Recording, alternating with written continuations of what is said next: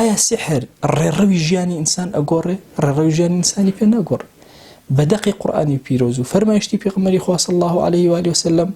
و تێکڕای زانایان ڕەئی ئەوهایە کە سحر کاریگەری هەیە لەسەر خەیاڵی ئینسان نەک لەسەر حەقیقەتی ئینسان بۆیە خۆی گەورە لە قورئان ئەفەرمێ يخيل إليه من سحرهم أنها تسعى يعني لخياله كاريگري اكري لبيغمري خويا صلى الله عليه واله وسلم او فرماشتي كباسي وكا سحري لكرا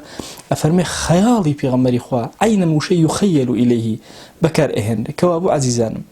ساحر وسحر كاريگري وها بهيزي نيكتوي مسلمان لي بترسي وابزاني ترجيرو دبوي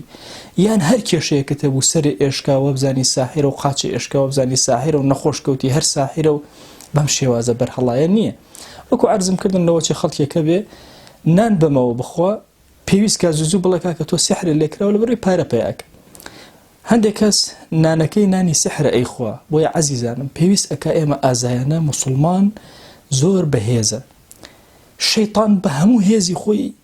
ناتوانێت کاریگەری لەسەر مسلمانە دابنێ کە ئیمانی قایم و تەوەکولی بەخوا بەهێزە واتە تەوحید و تەوەکل ئەم دوانەی دامەزراوە چ جای ئەوەی ساحرێک بێت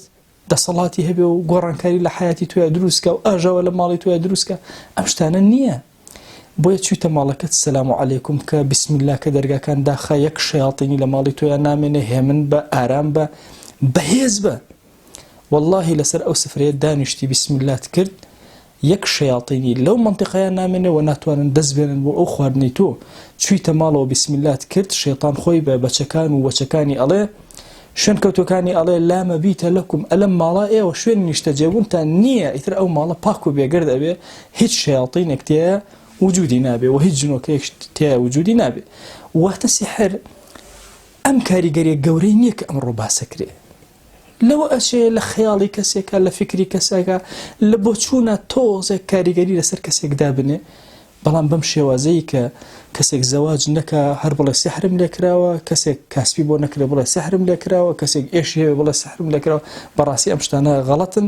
لە فکر و عەقیدەی ئینسانی مسلمانە دروست بێ بۆیە ئینسانی مسلمان پێویستی بەوە هەیە کە